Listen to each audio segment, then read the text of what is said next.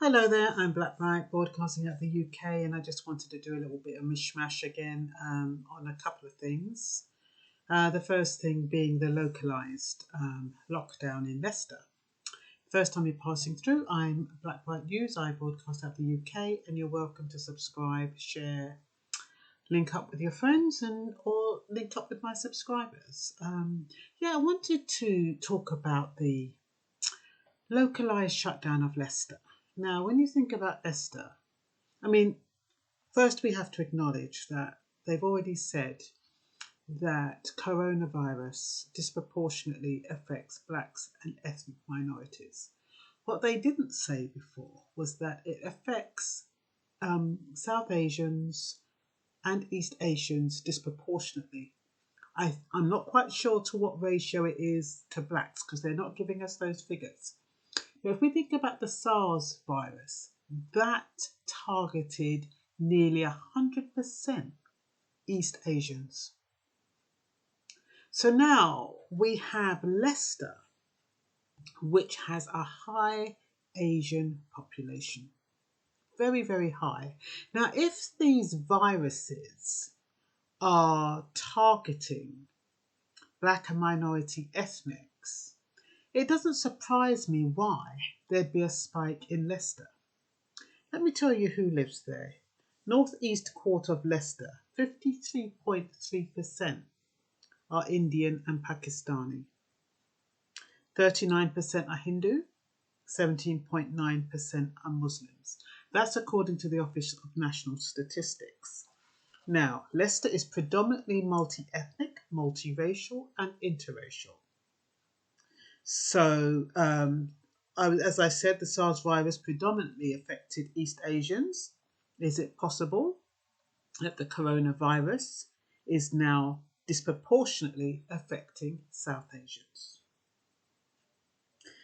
The highest Indian presence in Latimer, this is all in Leicester, is 79.2% of the local population. In Belgrave, it's 65%. In Spinney Hills, it's 60.2%. In Rushmede, it's 54.7%. In Coleman, it's 54.4%. In Stonygate, 42.3%. In Evington, 42.2%. And in Charlwood, 42.1%. And that is the local population. That's the the Asian presence in Leicester. So Leicester has the highest proportion of Asian Indians or British Asians anywhere in Britain, where on a national basis, they only account for 2.6% of the total population. So it does appear that even though there's only 2.6% of the national population, the majority of them go to places like Leicester, like Slough, like I think Bradford is another one, Birmingham is another one, Luton is another one. So it's like they congregate in those areas. And it'd be very interesting to see which is the next town for them to lock down. That rhymes. But it will be interesting to see whether it's Slough, whether it's Birmingham, because I am seriously wondering if that coronavirus is disproportionately affecting Asians now. Before it was black and ethnic minorities, a bit vague. They don't break it down too tough. So they make it look like it's all blacks that are being affected. But I understand the majority of those who died among the black and ethnic minority were Asians. That was the highest proportion. But don't quote me because I couldn't find the source. I had it when I had it, but I don't know what I did with it. And then when I'm trying to look for it, I can't find it. So they are condensed in places like Leicester, Slough, Luton and Birmingham, which makes it look as though the country is overrun, but it's not. It's just that they create their own little communities. So somebody going to Leicester from, maybe a remote place like, I don't know, somewhere in Kent or something, they'd think, oh my God, we're overrun by Asians. But it's not that you're overrun by Asians, it's just that they're condensed in one place. And that's a difference. If they're all spread out like, other nations were spread out, then it wouldn't be so, their presence wouldn't be so obvious. So, what else? So that's the end of that. I just wanted to kind of ascertain how the spike occurred. Then I kind of thought about the SARS virus that predominantly targeted East Asians. And then I was wondering, well, the first thing I did when they locked down, and I found that they were locking down Leicester, was to find out the ethnic makeup of the area. And that's how I found that. I think it's 2% black, I think 4.5% white, predominantly Asian in Leicester. And if that coronavirus does affect Asians more than anyone else, it would account for the spike, because they're saying, why is that spike in Leicester? So it's interesting, because we need to watch these things, because there's always a reason why these things happen. And the same thing with the black and minority ethnic label that they were saying in London disproportionately affecting them. But why? Are you going to say it's poverty? Are you going to say it's because they don't have jobs? Are you going to say it's because they're overcrowded? Are you going to say it's because they don't know how to social distance? So what's happening with weddings now? They're taking the joy out of weddings. The father can't walk the bride up the aisle. What a load of tosh.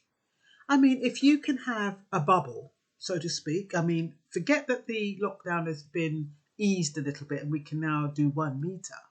You mean to say that even though a bubble is allowed, which is one family, and you're allowed an extra bubble, which is two families, or one single family, which could be the wife and the husband's family, you mean to say that that father cannot walk his daughter down the aisle when she is in the same household? Or are they assuming that she's not in the same household? I think that is absolutely ridiculous. And you know what else I think is ridiculous? Washing your hands before and after the ring. If that's the case, you might as well wash your hands before and after everything you do. Absolutely ridiculous. It's like they're giving you, handing, when they dangle a carrot on the string, they make it look like they're giving you something. Give with one hand, take with the other. Okay, you can get married, but these are the stipulations. You can't kiss the bride. You can't put a ring on her finger without washing your hand first. Who's ever heard of a load of tosh? Can you imagine? In this moment that is supposed to be so special, that special moment when you put your ring on each other's finger, that is supposed to be sacred and uninterrupted. The vicar has to say, hold on a minute, wash your hands in this little bowl. Washing your hands, then you've got to find a towel. And the same with the spouse. That's what you've got to do. Stop in the middle of the ceremony to wash your hands. I mean, it is really, really ridiculous. They would be better off saying, okay, make sure that the ring is clean. That's what they'd be better off saying. Make sure you've washed the ring. But oh no, that's too simple. They have to create some kind of drama. Honestly. So, there's no reception, no food and drink. You can go on the beach. You can go to all these theme parks. Well, I'm sure you're going to take a picnic. You can go with families. You can go on the beach. You can go to the pub. But you can't have a reception for your wedding for your 30 guests.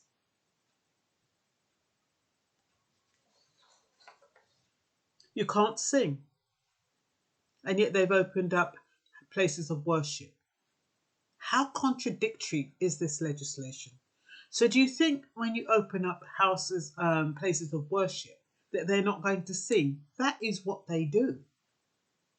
So how are you managing that? When I say how are you managing that, I'm talking about the government. How are they managing places of worship? Or do they want them to contaminate everyone? And afterwards they say, oh, it was those a place of worship. They must have started singing and spreading all the coronavirus around. That's how it's got out of hand. And of course, places of worship. I don't know what they're predominantly made of, what the ethnic makeup is, but regardless, everybody's singing, people in quite close proximity. So what better way to say, oh, that's how it's been spread. Oh, it must have been spread when with the pubs and they were fighting. Yeah, it's just beyond me. Really, really, really, really, really. I mean, if it was a sincere attempt of an ease of lockdown, it wouldn't be like this. I mean, when I think of a wedding, I mean that couple, I mean, it doesn't make any sense. They've already said that one bubble can go and see another bubble and stay overnight. What is the difference between that and a couple getting married? Who might well have had sex the night before. Who knows in this modern day?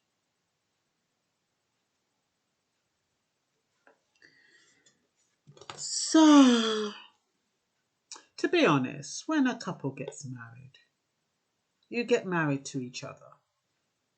And while it might seem as though they're putting a dampener on it, it might just be putting things into perspective. When you're getting married, who are you getting married for? Are you getting married because you love your spouse and it's just the two of you and the two of you are going to live happily ever after? Or is it for the pomp and circumstance to have a show for everybody to see? Why isn't enough, like some people have civil, these registry office weddings. Why isn't that enough? Could it be enough? Save you a lot of money. Two of you just get married. If you want to do I don't know, some people go off and get married these days and then they come back and do a reception. But how? And I mean, people spend a hell of a lot on weddings when that money could be best spent, especially on a young couple, on investing in a property or a business or something. So it might not be a bad thing if we want to look at the brighter side of this. It might not be a bad thing. But if you are the type of person that likes attention and want to draw attention, you like all of the excitement and, the dress and the long train and looking up into your partner's eyes, who you're getting ready to marry, and you have that kiss and exchange rings and you touch each other's hands, which you won't be able to do, and you want your father to walk you down the aisle, then maybe you're going to have to wait a couple of years. All depends how eager you are to get married. I believe live in the now. You can get married now. I wouldn't wait for a year or two. You don't know what's happening in this life or what's going to be happening in the next couple of months. You just don't know. So at least you can have 30 people. 30 people is a fair amount. I mean, sometimes I remember when I got married, oh my God, it was just like the whole of Meads and Halston, will everybody. And back in those days when I got married, we didn't have all this catering lark. People, the elders, they just got up and they cooked the curry goat and they cooked the food and, there was none of this, how many plates, how many settings, how much how much per head and all that stuff. There was none of that. It wasn't formal. It was just nice. It was just like a big dance, to be honest. But it was nice. Those days were nice, no routine or anything like that. You didn't have to worry about how much. You knew that, okay, Mrs. Thompson or whoever is going to cook the food, you might give her a little 50 pound or whatever. And she cooks masses and masses, and you've got the fish, and you have the coleslaw, and you have the potato salad, you have the chicken, and you have this, and you have that, and you have the rice and peas, and you have the plantain. Everybody has more than enough. You don't have to worry about how many were coming. And like I said, my wedding was ram because I was quite well known back in the day. But yeah, so from that, and that was all just kind of ego. I think back then it was, well, I don't know. I guess it was just the thing that people did. They just had big weddings. It would be like royalty. Anyway, so what have we got now? The last thing I'm going to talk about is the helicopter parenting. That's what they call it, when you have to hover over your child to see what they're doing, to see whether or not they're doing their work, and how stressful it's coming both on the parent and the children. Children are getting bored. They want to go back to school. They want to see their friends, and they're not pulling their weight, some of them, and it's very hard for the parents to discipline them or have a regimen for such a long period of time. And I was also thinking about the fathers, some of the fathers, when you're dealing with single parents, and the fathers are estranged and they may not be working, so the mother asks the father to look after the children while she's out working or whatever. And then the father needs to take on that responsibility, and he's so happy to have the child. And it's very hard to navigate that, to know how to enforce discipline when in previous weeks or months or years they've just been coming to you for a nice time. So the boundaries were down, and they could more or less do as they like. And now you're in a situation where you have your child, whether it's a male or a female child, and he's staying with you, and you now have to change up the way you've been with them in the past, because it's a longer period, and you have to kind of implement some strategies so that they learn, so that they're homeschooled, and how you navigate that, create discipline, create an area of respect, and all of those things, and yet still maintain a good relationship without you getting stroppy and saying, do your work, and that kid saying, I'm not doing it. And then, you get this thing where, I want to go back to my mum, and then the man feeling like crap and trying to say, oh no, I'm sorry, son, blah, blah, blah. And then the son or the female has the upper hand, and it all goes down the pan. So it is very difficult. It's a difficult time for parents to kind of maintain that organised lifestyle for, they've done it for 3 months and probably another 3 months. I mean, during the summer holidays, technically, they wouldn't be studying. They'd have that time off school. But it is really, really difficult. And I wouldn't want to do it, to be honest. I think I would struggle. Number one, I'm quite a strict parent, so I think I'd probably be over strict. But yeah, it's not easy for parents to homeschool, to create that kind of framework that they have in the school of getting up at 8 o'clock, having your breakfast, then sitting in your room doing your homework, have a little break for 15 minutes, then you go back when you're in your home. It must be really, really difficult.